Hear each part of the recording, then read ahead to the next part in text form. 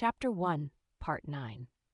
It is a proactive shaping of our internal atmosphere, recalling the emphasis on how the observer of any atmosphere has the primary impact on the atmosphere itself. We become the deliberate architects of our internal reality, consciously aligning our thoughts with our true nobility and inherent potential. Navigating the ether of thought is the culmination of self-mastery and profound awareness. It means cultivating a mind that is not merely receptive but discerning, not merely observant but actively co-creative. By employing techniques like conscious thought shaping, energetic thought discernment, integrating transcendent insights, and mindful intentionality, we move beyond the ephemeral nature of passing thoughts to truly harness their power for spiritual evolution. This constant, conscious engagement with our inner landscape transforms the mind into a powerful vehicle for ascending towards the summit, preparing us for the even grander explorations of destiny and divine communication that lie ahead. The ether of thought, once a chaotic sky, becomes a clear conduit for the light of our eternal soul. Chapter 5, The Architect of Destiny. Having charted the inner mountain and learned to navigate the ether of thought, we now stand at a pivotal crossroad, at the point where inner transformation meets outward manifestation. This chapter delves into the profound idea that we are not merely passive recipients of fate, but active co-creators of our future and purpose. It builds upon the insights of Bites at the Apple, where we explored the philosophy of failure and the power of open-mindedness, and the spirit of future progress, which illuminated divine intervention and the potential of conscious living. Here, we unite the threads of self-will and divine guidance to understand how we actively shape the grand design of our lives. That failure results in lessons to be learned is a foundational truth for becoming an architect of destiny. If every perceived setback is merely an opportunity for growth, then the fear of making the wrong choice diminishes. This liberation, coupled with the open-mindedness to consider new ideas, even if they conflict with your current beliefs, empowers us to boldly experiment with our life's design. The architect, after all, doesn't fear a discarded blueprint. They learn from it and refine their vision. Our future, far from being set in stone, as the example of Lawrence of Arabia demonstrated, is a canvas awaiting our intentional strokes. The core of our agency lies in self-will, yet this is not to be confused with self-centeredness. Becoming an architect of destiny means aligning our self-will with higher principles. It's the conscious choice to release attachments to limiting outcomes, past mistakes, or societal expectations, recognizing that true freedom comes from governing ourselves according to divine laws. This internal liberation then manifests as external agency. Here, the concept of divine intervention takes on a dynamic role. It's not a random external force that sporadically interferes with our lives, but rather a constant, benevolent presence that responds to our intentions and actions. As Bites at the Apple suggested, divine intervention can provide guidance and direction in times of confusion or uncertainty. For the architect of destiny, this guidance manifests as intuition, synchronicity, and moments of profound clarity, the very breaks in the clouds that illuminate the path ahead from clouds of thought. When we pray for guidance or hold a clear intention, the cosmic symphony responds, offering subtle nudges and opportune alignments that might otherwise be dismissed as mere coincidence. The famous Henry Ford quote, "Whether you think you can or you think you can't, you're right," from The Path of Square Stone, Crowned Eternal, highlights the profound power of our thoughts in attracting desired outcomes, a principle deeply connected to the law of attraction. To actively shape our purpose, we must move beyond simply wishing for a better future to actively constructing it. This involves clarifying intention. Drawing upon mindful intentionality, the architect of destiny defines their purpose with precision and clarity. What truly brings joy, promotes growth, and serves the greater good. This is not merely a goal, but a living, evolving purpose that aligns with the eternal soul. Embracing openness to guidance, we consciously invite divine intervention not as a last resort, but as a collaborative partner. This requires a cultivated receptivity to signs, dreams, and inner promptings. The willingness to act on the guidance you receive, even if scary or difficult, is paramount. This is the courage to change, as highlighted in Bites at the Apple, the courage to embrace new ideas about our own potential and the possibilities the universe holds. Acting with inspired will. Purpose is not found, it is actively lived. This involves consistent, inspired action, even when the full path is not yet revealed. Recalling the science of precipitation from clouds of thought, our thoughts can become so dense that they lead to action when we have a lot of mental energy and focus. The architect of destiny harnesses this focused energy, taking deliberate steps that transform their inner vision into tangible reality. This is the integration of our self-will with divine prompting, where the law of all existence is love. Learning from every outcome. As bites at the apple, stressed, failure, though painful, serves as a profound teacher. Every experience, whether it leads directly to the intended outcome or not, provides valuable data for refinement. This aligns with the multiverse perspective. Every path taken, even if seemingly divergent, offers unique insights that contribute to the richness of our overall journey. Ultimately, becoming the architect of destiny is the highest expression of our co-creative power. It means recognizing that our life's purpose is not predetermined in a rigid sense, but rather a dynamic interplay between our self-will and divine guidance. It is through this active partnership that we not only shape our individual future, but also contribute to the unfolding of the galactic civilization and the better future for ourselves and for all of humanity, as envisioned in the spirit of future progress. We are not merely drops in the ocean of existence. We are conscious, intentional currents within it. By embracing our role as architects guided by divine wisdom and empowered by self-will, we move beyond simply living a life to actively designing one, a life filled with meaning, purpose, and the profound joy of manifesting our highest potential within the grand, infinite tapestry of the multiverse. The next step on the summit involves understanding how this intentionality communicates with the very fabric of reality, the subject of the language of the divine. Chapter 6. The Language of the Divine. Having embraced our role as architects of destiny, shaping our future with intentionality and divine guidance, we now turn to the subtle yet profound means by which the universe communicates with us and how we, in turn, can communicate with the divine. The latter briefly touched on language in Yesterday is Not Today, noting how our English language can only bring about solutions to issues if one knows and understands the words and slang, as well as the intent behind them. This initial exploration hinted at the limitations of conventional communication. In The Language of the Divine, we expand on this, delving into higher forms of spiritual communication and understanding that transcend the spoken word, resonating with the interconnectedness of all existence. Our everyday language, while essential for human interaction, often falls short in conveying the depths of spiritual truth. The divine, being infinite and boundless, communicates not merely through phonetics and syntax, but through a multidimensional language of energy, intuition, symbolism, and direct knowing. This is the infinite dialogue that spans any incarnation or lifetime expressed as individual people, hinted at in Yesterday is Not Today.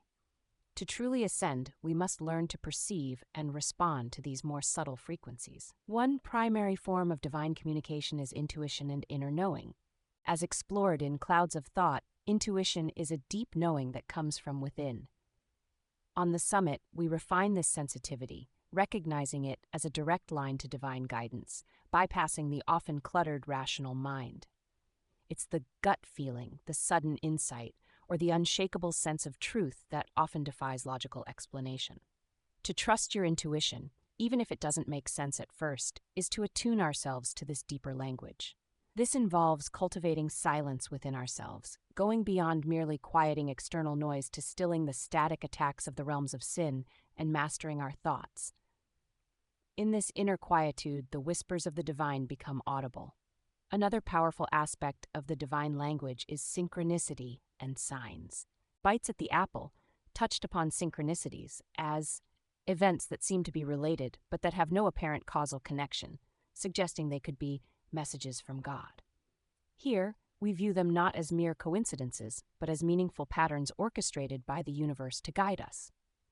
A recurring symbol, a chance encounter that provides a needed answer, a phrase overheard at the precise moment. These are threads in the divine conversation. Learning to recognize and interpret these signs requires open-mindedness and a willingness to read the world around us with spiritual discernment. It's the universe reflecting our inner state and guiding our outer journey. The language of the divine also expresses itself through dreams and visions. Dream work from Clouds of Thought highlighted dreams as a powerful tool for personal growth, offering insights into our subconscious minds. On this higher ascent, dreams are recognized as potent channels for direct spiritual communication, revealing deeper truths and guidance unavailable in waking consciousness. Visions, whether spontaneous or cultivated through deep meditation, transcend the ordinary, offering glimpses into higher realms of existence and our interconnectedness with them. These are the celestial communications, the very celestial visions of Clouds of Thought that elevate and transcend our understanding. Beyond these, the divine speaks through energetic resonance and feeling. Recalling the color of thoughts from Clouds of Thought, which noted how our thoughts are like the sky. They are colored by our emotions. We now understand that profound truths are often communicated not as words, but as felt experiences. A sudden surge of peace confirming a decision, an unexplained feeling of warmth signifying divine presence, or a palpable sense of unease as a warning, these are vibrational communications that bypass the intellect entirely.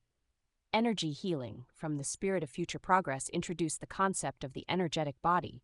Learning to read these energetic signals within ourselves and our environment is key to understanding the divine subtle affirmations or redirections. Finally, the ultimate language of the divine is love itself. As the Path of Square Stone, Crowned Eternal profoundly states, "Love is the law, and the law is love." This is a universal language that transcends all earthly tongues. It is the unifying force across all universes, multiverses, galaxies, or star systems. To speak this language is to embody compassion, forgiveness, and unconditional love in every thought, intention, and action. When we communicate from this place of pure love, we are speaking the divine's native tongue, and the entire cosmic symphony resonates in response. Learning this divine language means cultivating a heightened awareness of ourselves and the world. It requires patience, a willingness to be still, and a conscious effort to discern meaning beyond the obvious. It means trusting that within every moment there's a potential communication from the Most High. By becoming fluent in this multifaceted language, we not only deepen our relationship with the divine, but also refine our ability to fulfill our purpose as architects of destiny, acting in perfect alignment with the unfolding plan of the cosmos. Our journey towards the summit becomes a continuous, rich dialogue, guided by the profound and silent language of the divine. Chapter 7, Beyond the Veil of Illusion. Having honed our self-mastery, embraced the echoes of the multiverse, discerned ancient wisdom, and begun to understand the subtle nuances of the divine language, we now approach a profound threshold, the very nature of our perceived reality. This chapter delves into the liberating experience of ego dissolution, the expansive state of non-dual consciousness, and the ultimate transcendence of perceived limitations, building significantly upon the concepts introduced in The Spirit of Future Progress and Clouds of Thought. It is here at the summit that the truly transformative power of spiritual ascent begins to manifest. In The Spirit of Future Progress, we encountered the concept of non-dual consciousness, exploring the concept of oneness and the dissolution of the ego, describing it as a state where the ego is dissolved and there is no sense of separation between oneself and the world. Clouds of Thought further alluded to the impermanence of our minds and the enduring nature of the eternal soul, suggesting that our thoughts, like clouds, ultimately dissipate. Now we confront the deepest illusion, the illusion of absolute separation. The dissolution of the ego is not an annihilation of the self, but a compassionate dismantling of the rigid structures that bind us to a limited sense of identity. The ego, that part of our mind that is responsible for our sense of self, while necessary for navigating the material world, can become a source of suffering when it creates a false sense of separation. It is the part that judges, fears, and clings to false versions of reality, as discussed in The Path of Square Stone, Crowned Eternal, when contemplating Anakin Skywalker's attachments. Going beyond this veil means recognizing that many of our anxieties, insecurities, and conflicts arise from the ego's insistence on its isolated existence. The practice is to observe the ego's narratives without judgment, to gently loosen its grip, rather than to violently destroy it. This aligns with the mindfulness discussed in Clouds of Thought, where we learn to observe thoughts without judgment, allowing them to dissipate rather than take root as solid truths. As the ego dissolves, even partially, a more expansive reality comes into view, non-dual consciousness. This is the realization of fundamental oneness, a profound understanding that we are all connected to a universal energy field, as Clouds of Thought hinted with the law of attraction, and that we are all part of something larger than ourselves, as stated in The Spirit of Future Progress. This is where the wisdom of the Wuji resonates deeply, the emptiness or undefinable primordial universe from which all arises. Non-dual consciousness is experiencing the heavenly reality not as a distant future, but as the inherent here and now, seeing the divine immanence in every creature and every moment. It is the collapse of perceived boundaries between self and other, spiritual and material, creator and created. This is the truth that underpins universal brotherhood in Freemasonry, revealing true unity not as an ideal, but as the fabric of existence itself. Transcendence is the natural outcome of ego dissolution and the realization of non-dual consciousness. The Spirit of Future Progress defined it as going beyond the limitations of the physical world and connecting with higher realms of existence. This isn't about escaping reality, but about perceiving its fuller dimensions. It's the experience of being both fully present in this moment and simultaneously connected to the vastness of eternity. This state is marked by profound peace, clarity, and an undeniable connection to something infinitely greater. Mystical experiences, also from the Spirit of Future Progress, offer glimpses into these altered states of consciousness, whether through visions, intuitive insights, or encounters with the divine. These are not merely fleeting moments, but signposts to an enduring reality that lies beyond the veil of illusion. Practical methods for experiencing this transcendence involve a deepening of the practices we've already explored, deepened meditation and contemplation. Moving beyond basic mindfulness to prolonged states of awareness where the sense of individual self gradually recedes, allowing the experience of interconnectedness to emerge. This is where the concept of Kundalini serpent and the opening of the third eye from the Spirit of Future Progress come into play. A powerful awakening of spiritual energy that leads to heightened intuition and direct perception of non-dual reality. Radical acceptance, fully embracing impermanence, acceptance, and karma from the kingdom within, understanding that suffering arises from resistance to what is. Releasing the need for control, as discussed under Surrender in the Spirit of Future Progress, opens the gates to transcending egoic desires and fears. Active engagement with spiritual wisdom, continuously applying the unveiled ancient wisdom to dissolve limiting beliefs, recognizing that the patterns in the sky of our thoughts are just that, patterns, not our ultimate reality. This includes discerning the spiritual bypassing warned against in the Spirit of Future Progress, ensuring that our spiritual practices lead to authentic integration, not avoidance. Embodiment of love and compassion. The ultimate act of transcendence is not just intellectual understanding, but lived experience. As the Spirit of Future Progress reminded us, love and compassion, embracing unconditional love and showing kindness to all beings is key. When we act from a place of universal love, the illusion of separation naturally dissolves, and we directly experience our unity with all of creation. The journey beyond the veil of illusion is the heart of ascending the summit. It is a return to our true nature, a rediscovery of the boundless being that exists before and beyond the confines of individual ego. This profound liberation allows us to perceive the world through the eyes of oneness, equipping us to truly cultivate the eternal gardens of spiritual virtues, which will be the focus of our next exploration. The illusion may seem pervasive, but the path to seeing through it is illuminated by unwavering intention and the guiding light of our eternal soul. Chapter 8. Cultivating Eternal Gardens. Having journeyed beyond the veil of illusion, Shedding the confines of ego and glimpsing the profound oneness of existence, we arrive at a crucial realization.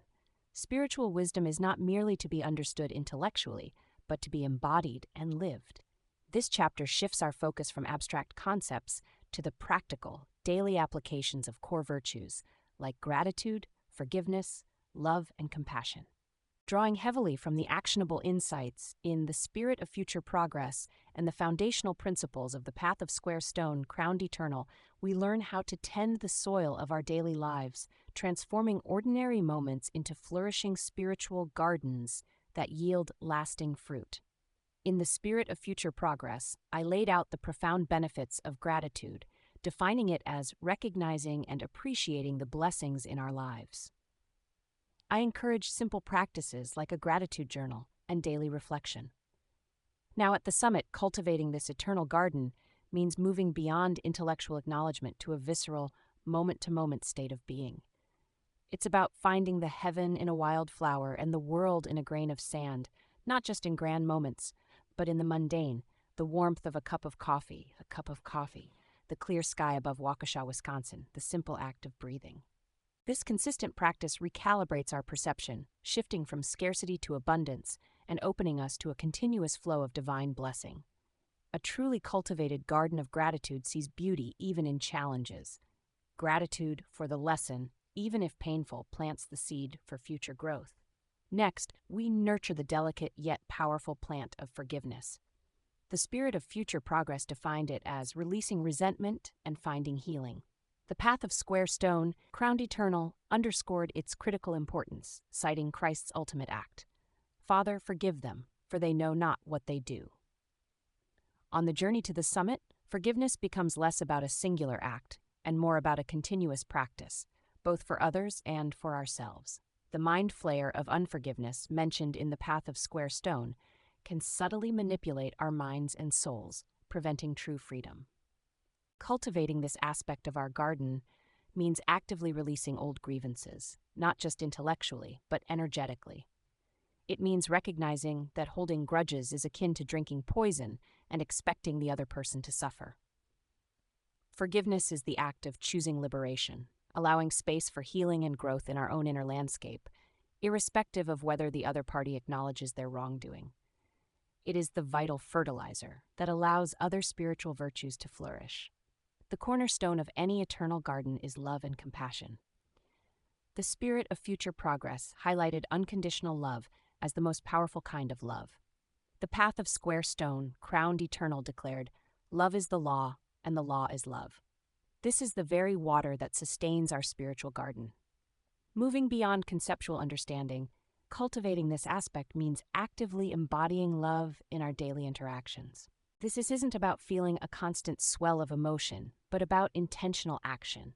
It means applying the golden rule in every encounter, extending kindness even when met with indifference or hostility, and seeing our brothers and sisters in those different from us with different beliefs.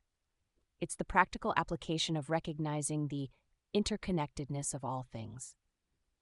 When we love not for love, but truly out of love, our garden becomes a beacon, radiating warmth and light to all who encounter it. This is the true righteousness that transcends self-serving commitments, creating relationships built on authentic connection, as stated in Crafting a Successful Writing Journey. Finally, the harmonious growth of these virtues leads to the enduring structure of unity and inner peace. The Spirit of Future Progress defined unity as recognizing the interconnectedness of all things and embracing a sense of oneness, while inner peace was described as cultivating a sense of calm and tranquility within oneself. These are the flourishing fruits of our eternal garden. When gratitude transforms our perspective, forgiveness clears the stagnant energy, and love guides our actions, inner peace becomes our natural state. This is not a fleeting emotion, but a deep, abiding tranquility, allowing us to find our eye of the storm even in the midst of chaotic thought processes, as discussed in Clouds of Thought. This integrated peace, rooted in the cultivated virtues, naturally extends outward, fostering unity with others and contributing to a more peaceful and harmonious world. Cultivating these eternal gardens is an ongoing, lifelong process. It demands diligence, patience, and a willingness to get our hands dirty in the soil of our own being. Yet the rewards are profound. A life rooted in joy, resilient in adversity, and overflowing with meaningful connection. As we continually tend to these virtues, watering with mindful presence, weeding out limiting beliefs, and nurturing with intentional action, our spiritual gardens will not only sustain us through every season, but will also serve as a living testament to the transformative power of divine wisdom, preparing us for the ultimate harmony of the cosmic symphony. Chapter 9. Illuminating the Shadow's Depths. As we continue our ascent towards the summit, having cultivated our eternal gardens of virtue and glimpsed the boundless realms beyond illusion, we encounter perhaps the most challenging yet profoundly liberating terrain, the hidden valleys and obscured caverns of our own inner landscape. This chapter is a dedicated exploration of shadow work and the courageous confrontation of our inner challenges for deeper self-integration. It builds significantly upon the preliminary concepts introduced in Clouds of Thought and directly calls upon the self-mastery, forgiveness, and love we have been developing. In Clouds of Thought, I introduced shadow work as a process of exploring and integrating the unconscious aspects of our personality, acknowledging it as a means to become more whole and integrated individuals. We learned that the shadow is made up of all the disowned, repressed, and unwanted aspects of ourselves, often dark, but also potentially holding rejected positive qualities.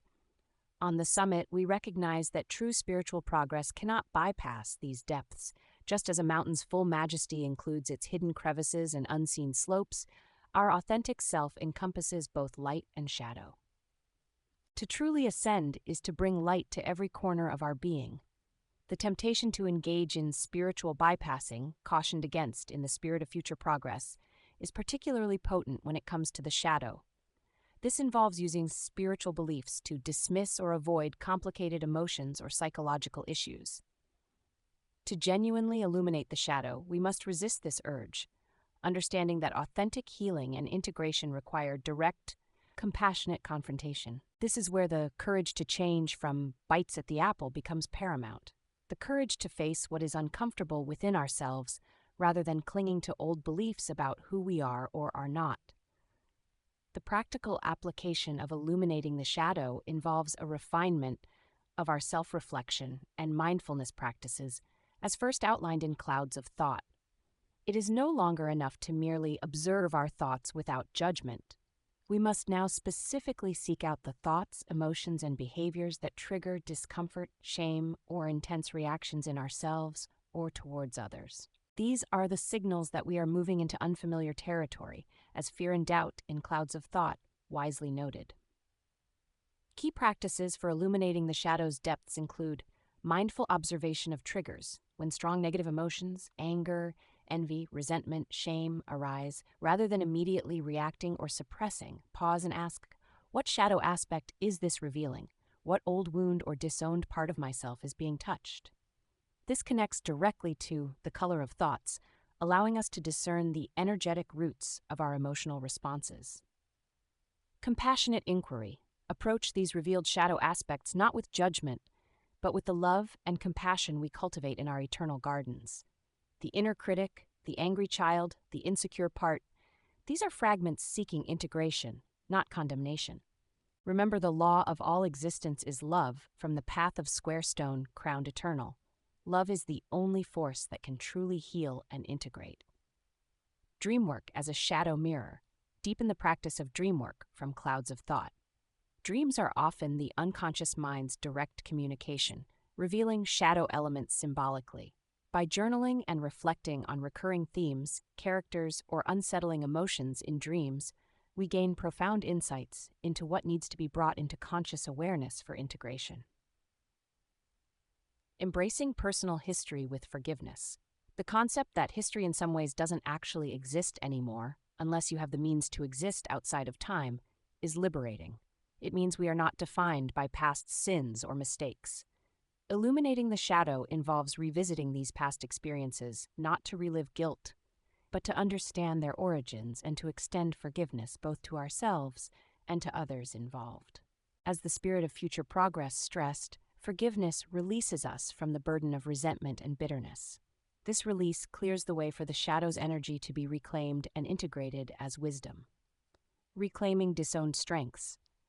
The shadow isn't just negative. It often holds powerful positive qualities we've suppressed because they didn't fit societal norms or family expectations, e.g., assertiveness mistaken for aggression, creativity deemed impractical. Shadow work involves recognizing and integrating these dormant strengths, allowing them to serve our authentic purpose. This contributes to becoming the architect of destiny, building a future aligned with our full, integrated potential. The role of spiritual guidance, while deeply personal, shadow work can be greatly supported by trusted spiritual mentors or therapists. As spiritual guidance in Clouds of Thought noted, having an objective, compassionate presence to help navigate these often intense inner terrains can be invaluable, ensuring the process is one of healing rather than re-traumatization. Illuminating the shadow's depths is the courageous path to authentic self-integration. It brings about a profound wholeness, where the fragmented parts of ourselves are brought into harmonious relation with our core spiritual essence. This is the ultimate test of spiritual awareness and self-mastery, transforming the ultimate test of whether or not you are a slave to sin or a slave in general into an act of profound liberation. When the shadow is illuminated, its power is no longer wielded unconsciously against us. Instead, its energy is transformed into wisdom, empathy, and a deeper capacity for unconditional love.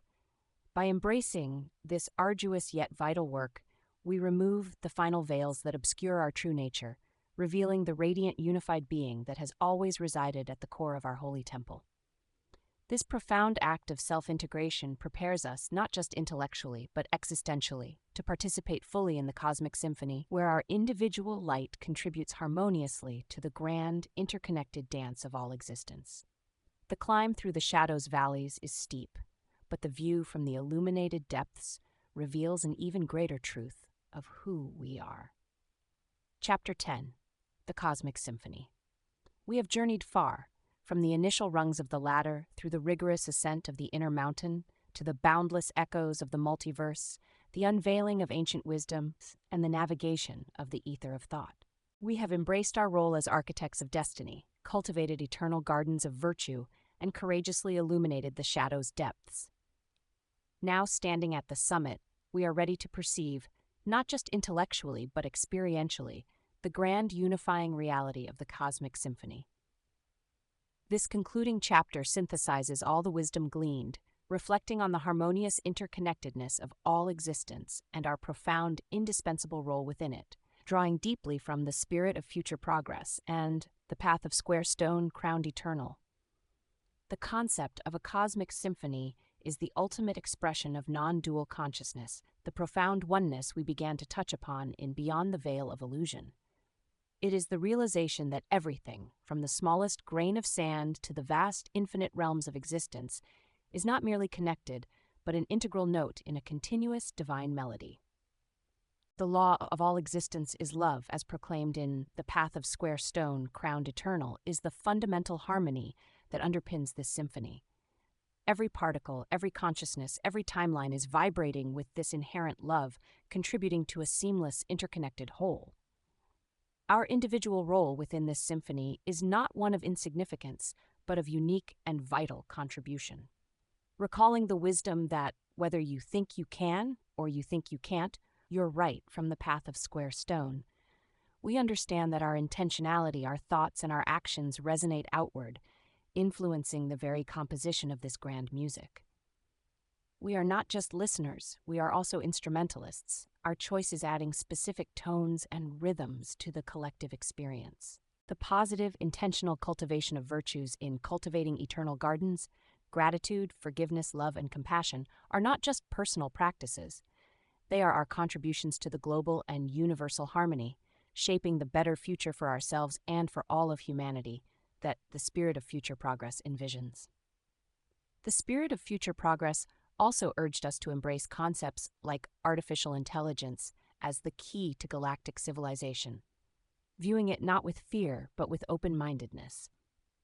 Within the framework of the cosmic symphony, AI, like any creation, is a potential instrument. Its harmony or discord depends on the consciousness and intention of its architects. If guided by the wisdom of love and unity, by those who have ascended the inner mountain and dissolved the ego's illusions, AI can indeed become a powerful force for progress, expanding the symphony's reach and complexity. This reinforces the principle from The Path of Square Stone, Crowned Eternal, that some of the greatest assets to any universe are not limited to the highest levels of a free society. We need to continue to be miners for the diamonds in the rough, like Anakin Skywalker.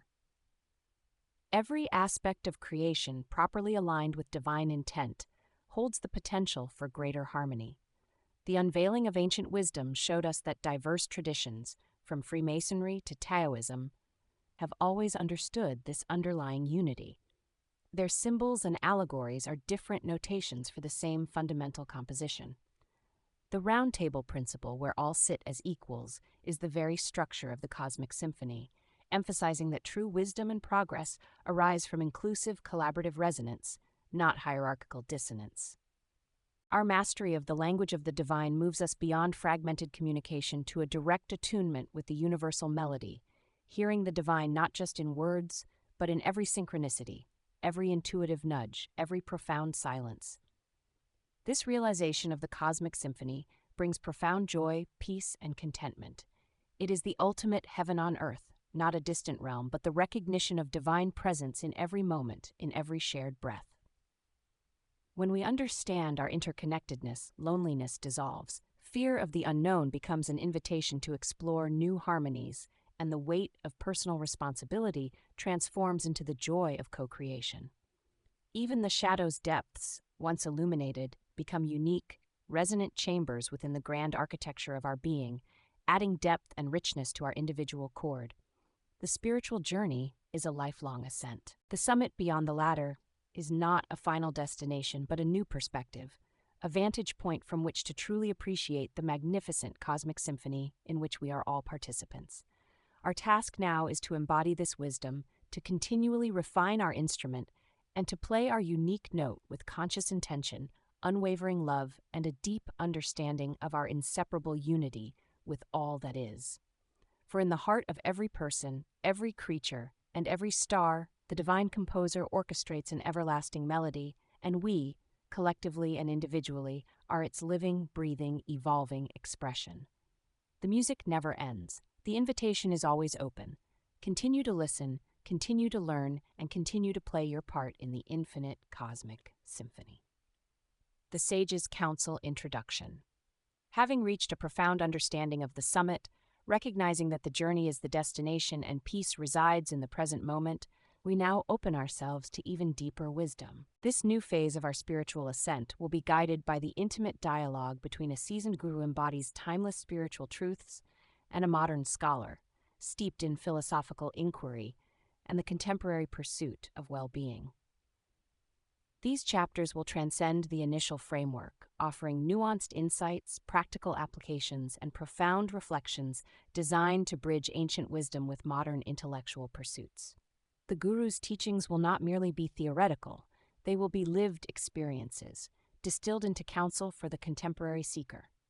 We will explore how ancient spiritual concepts illuminate modern philosophical dilemmas, offering pathways to profound well-being that go beyond conventional understanding. Each chapter aims to delve into specific aspects of the scholar's quest, from the nature of reality and consciousness to the ethics of living in a complex world, always circling back to the core truth of our interconnectedness and the continuous unfolding of our highest potential.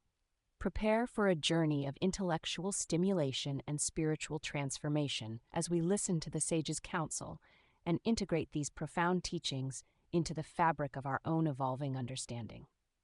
Chapter 11. The Quantum Self Beyond the Observer. The scholar begins, Guru, our quantum physics speaks of the observer effect, that the act of observation influences reality. How does this align with the ancient concept of consciousness, and what does it mean for our self?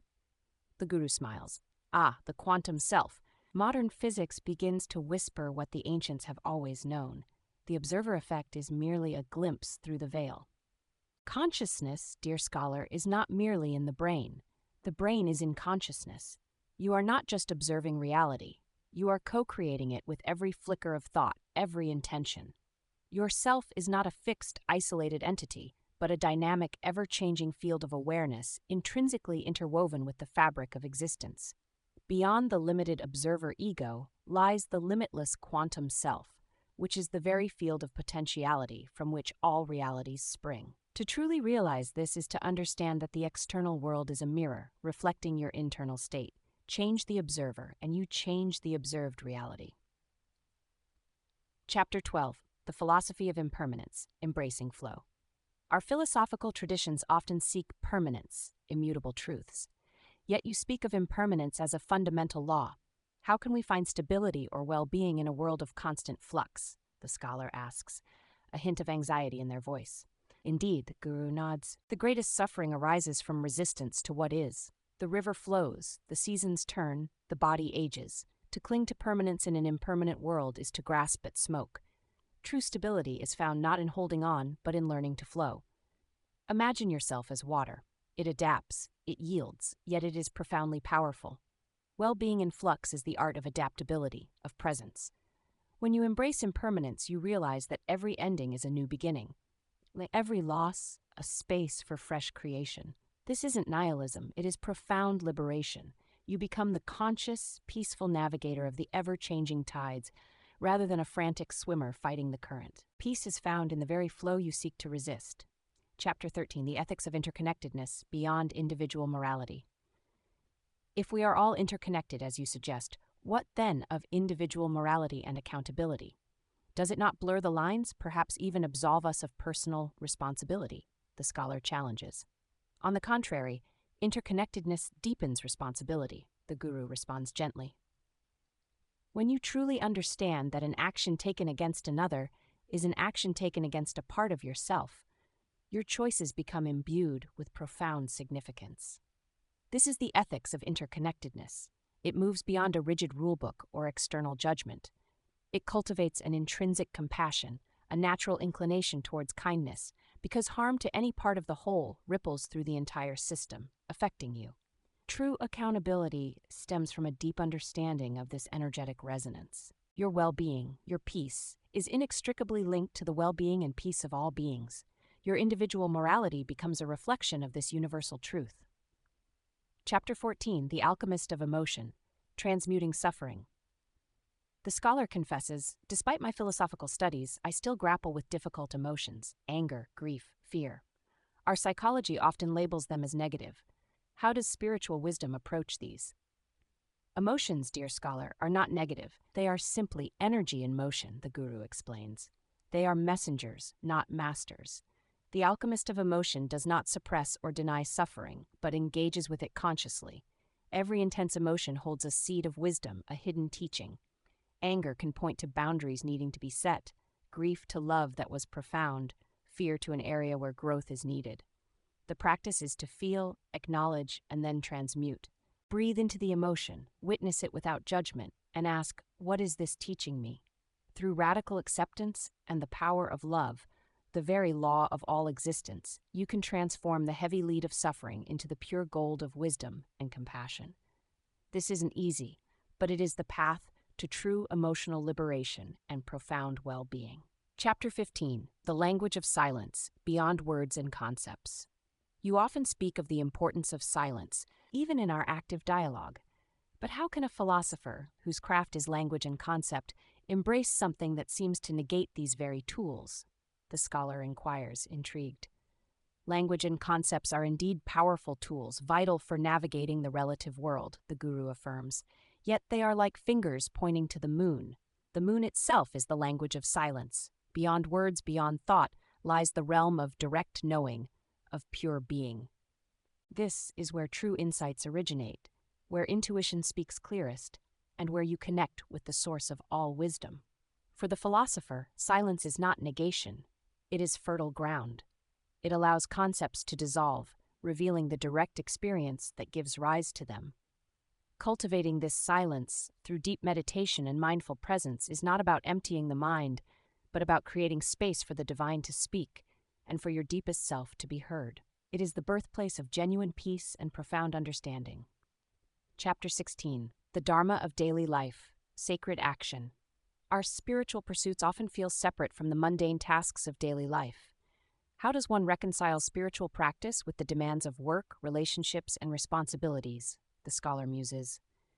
Every action, when performed with awareness and intention, can be a sacred act, the Guru declares. This is the Dharma of daily life. Your work, your interactions, even your chores, these are not interruptions to your spiritual path, but integral parts of it. The key lies not in what you do, but how you do it. Bring your full presence to washing dishes, to listening to a colleague, to answering an email. Let gratitude infuse your every task, forgiveness guide your every interaction, and love be the essence of your being. When you embody these virtues in the ordinary becomes extraordinary. Your entire life transforms into a continuous spiritual practice, a moving meditation where the present moment is always your divine connection. Chapter 17. The Illusion of Time. Living in the eternal now. We are conditioned by linear time, past, present, future, yet you constantly emphasize the eternal now. How does one genuinely shift this deeply ingrained perception? The scholar asks, finding this concept particularly challenging. Indeed, the clock and the calendar are useful constructs for navigating the material world, but they are not the ultimate reality, the Guru explains. The illusion of time is one of the mind's most persistent creations. When you are focused on the past, you are depressed. When you focus on the future, you are anxious. But when you focus on the present, you are at peace. This isn't a mere platitude. It's an invitation to experience the boundless nature of existence. The eternal now is not a point in time, but the timeless dimension that underlies all moments. You access it through mindfulness, through grounding yourself in the senses, through fully embracing whatever is in this very breath. As you deepen this practice, you will find that creativity, intuition, and divine guidance flow most freely in this timeless space. True well-being is found in the liberation from the tyranny of past regrets and future anxieties, living fully in the richness of this moment. Chapter 18. The Art of Letting Go, Surrender and Trust. The scholar observes, there's a strong emphasis in our culture on control, on making things happen. Yet you speak of surrender. Is this not a form of passivity, even resignation? True surrender is not resignation, dear scholar. It is an act of profound trust and immense power, the Guru corrects. It is the art of letting go of the ego's need to control outcomes. It means doing your diligent part, setting your intentions, taking inspired action, and then releasing the attachment to a specific result. The universe, in its infinite wisdom, often has a grander, more benevolent plan than our limited minds can conceive. When you surrender, you open yourself to divine intervention, to synchronicities, to unforeseen blessings. It's about aligning your will with the universal flow, not against it. This requires deep inner trust, knowing that the universe always conspires in your favor when you are in alignment. This profound letting go frees you from anxiety and effort, allowing peace and well-being to naturally emerge. Chapter 19. The Nature of True Knowledge, Beyond Belief Systems. Our academic pursuit is often about accumulating knowledge, building coherent belief systems. How does this true knowledge you speak of transcend or integrate with these intellectual structures? The scholar queries. Belief systems, like maps, are helpful guides, but they are not the territory itself, the Guru clarifies. True knowledge is not something accumulated externally. It is an awakening to what already resides within. It is direct knowing, an experiential realization that goes beyond belief systems. While philosophical inquiry can refine the intellect, true knowledge transforms the being. It is the difference between reading about a sunset and witnessing its breathtaking beauty. Your quest for well-being isn't about collecting theories. It's about embodying truth. This doesn't mean abandoning your scholarly pursuits. Rather, it means using them as tools to point towards the ineffable. When your intellectual understanding aligns with your deepest intuition, when your concepts dissolve into direct experience, then you approach true knowledge, the holy word of God within you. Chapter 20. The Spiritual Ecology, Healing Self, Healing Planet. Our world faces unprecedented ecological crises. Does your spiritual wisdom offer a direct pathway to addressing these global challenges beyond individual well-being? The scholar asks, concerned. Indeed, dear scholar, there is no separation between the healing of the individual self and the healing of the planet, the Guru asserts. This is the essence of spiritual ecology. When you realize your profound interconnectedness with all life, when the illusion of separation dissolves, then harming the earth is seen as harming yourself. Cultivating an eternal garden within naturally extends outward to cultivating the earth's garden. It fosters a deep reverence for all beings, a conscious awareness of your energetic footprint, and a commitment to living in harmony with nature. Your choices, from what you consume to how you interact with the environment, become acts of conscious co-creation. True well-being encompasses the well-being of the entire planet, for we are all part of the same living, breathing cosmic symphony. Healing the self is the first, most powerful step towards healing the world. Chapter 21, The Power of Visualization, Manifesting Your Highest Path. The scholar, always seeking practical tools, asks, you mention intentionality in shaping destiny. Are there specific techniques, like visualization, that actively aid in this manifestation process? Absolutely, the Guru affirms. The mind is a powerful tool, a painter of realities.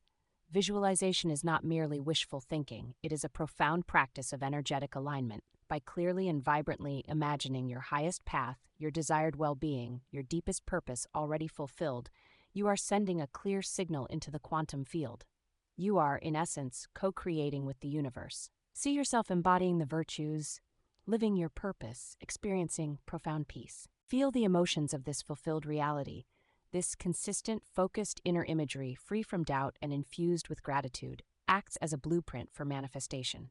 Remember, your inner world sculpts your outer reality. The power to manifest your highest path resides in the clarity and unwavering belief in your inner vision. Chapter 22, The Wisdom of Dreams. Nightly Messages from the Soul. Our scientific understanding of dreams often categorizes them as mere neurological processes, yet ancient traditions hold them as sacred. How does your wisdom bridge this gap? The scholar probes. Dreams are indeed neurological processes, but they are also far more, the Guru explains. They are the wisdom of dreams, nightly messages from the deeper currents of your soul and the universal consciousness.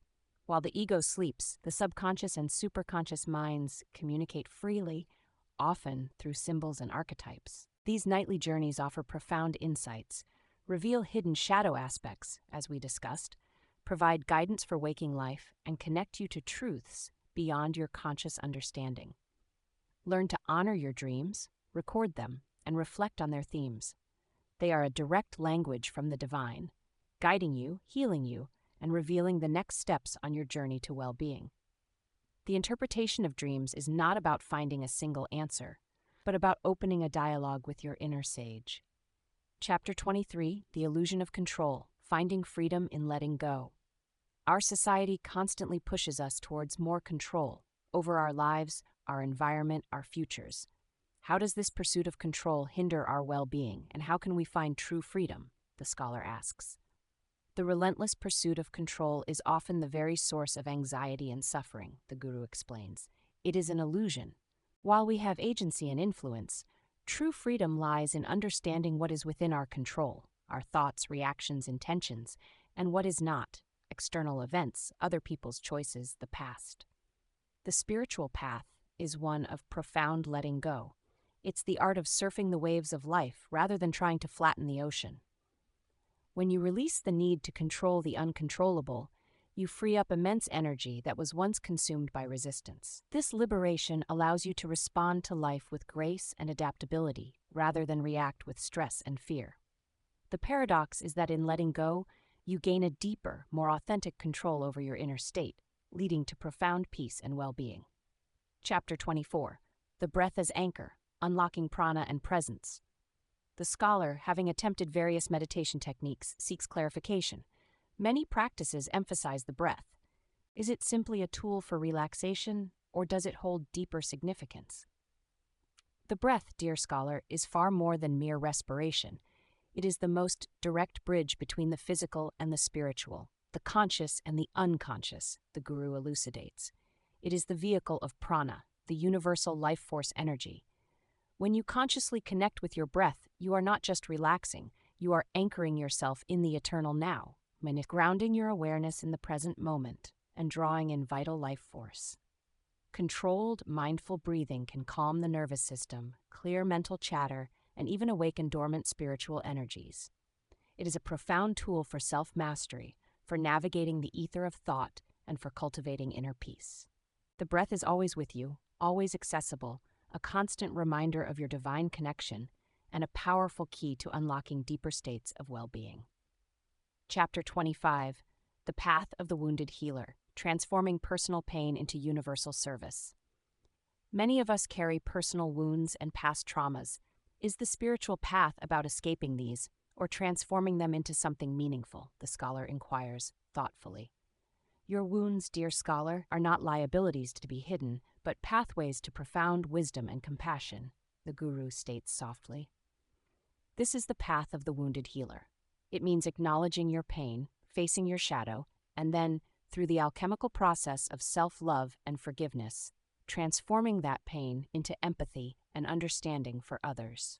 Your deepest challenges become the very source of your unique strength and ability to serve. A truly wise healer doesn't pretend to be perfect. They share their authentic journey of healing, inspiring others to do the same. Your personal pain, when transmuted, becomes a universal offering, a beacon of hope, and a profound catalyst for collective well-being. This transformation is a testament to the persistent, adaptable, and endlessly creative nature of life. Chapter 26, The Wisdom of Non-Judgment, Releasing Labels and Openness. The scholar, immersed in critical thinking, asks, we are trained to analyze, categorize, and judge in our academic pursuits. How does this reconcile with the spiritual emphasis on non-judgment? Analysis and discernment are valuable tools, but they differ from judgment, the guru clarifies. Judgment creates separation, builds walls between individuals, and limits understanding. The wisdom of non-judgment is about seeing beyond labels, beyond superficial appearances, and recognizing the divine essence within every being and every situation. It is an extension of the open-mindedness we discussed, a willingness to perceive without imposing your preconceived notions. This doesn't mean condoning harmful actions, but understanding that every action stems from a certain level of consciousness. When you release judgment, you free yourself from the burden of others' perceived flaws and open yourself to deeper connection, compassion, and universal brotherhood. This cultivates profound inner peace and true spiritual liberation, allowing you to see the cosmic symphony in its unadulterated form. Chapter 27, The Sacred Pause, Integrating Wisdom Through Rest and Reflection. In our fast-paced world, there's a constant push for productivity and action. How does the spiritual path incorporate the essential role of rest and reflection? The scholar questions. Even the universe breathes, dear scholar, with periods of expansion and contraction, the guru replies. The sacred pause is not idleness. It is an essential rhythm of life and a profound practice of integration. In this pause, through rest, deep reflection, and periods of solitude, the wisdom you accumulate can truly settle within your being. It's in the stillness that insights ripen, that emotional alchemy occurs, and that your connection to the divine strengthens. Just as a plant needs darkness to grow roots, and a seed needs winter to prepare for spring, so too does your soul require periods of deep repose. Honor this rhythm. Prioritize the sacred pause, for it is in these moments of conscious stillness that genuine well-being is cultivated, and the wisdom of your journey truly becomes embodied. Chapter 28, The Philosophy of Abundance, Beyond Scarcity and Lack. The scholar observes our economic systems and even much of our individual psychology are built on principles of scarcity and competition. How does spiritual wisdom approach abundance? The universe, in its very nature, is infinitely abundant, the guru declares. The concept of scarcity is largely a human construct, a limitation of consciousness. The philosophy of abundance is the recognition that there is always enough love, enough resources, enough opportunity, when we align with this universal truth. It means cultivating a mindset of gratitude for what you have, trusting in the universe's benevolent provision and giving freely without expectation. When you operate from abundance, your energy shifts from grasping to flowing, attracting more of what you desire, not just materially, but spiritually and emotionally. This is not about passive waiting, but about active co-creation, knowing that your desires, when aligned with your highest good and the good of all, are already held within the abundant fabric of the cosmic symphony. Chapter 29: The Role of Community, Shared Ascent and Collective Consciousness. While much of our discussion has focused on individual spiritual growth, what is the role of community in this journey towards well-being in the summit? The scholar asks. No true ascent is ever undertaken in isolation, dear scholar, the guru emphasizes. The role of community is vital. Just as individual notes contribute to a symphony, individual consciousness contributes to the collective. A supportive community, whether spiritual, familial, or a broader collective, provides resonance, reflection, and shared strength. It is within community that we practice the ethics of interconnectedness, offer and receive forgiveness, and extend unconditional love. Your individual awakening contributes to the rising of collective consciousness, and the support of others helps you navigate your own challenges. We are all on this path together, different instruments playing different parts, but all contributing to the grand, evolving cosmic symphony of human and universal experience.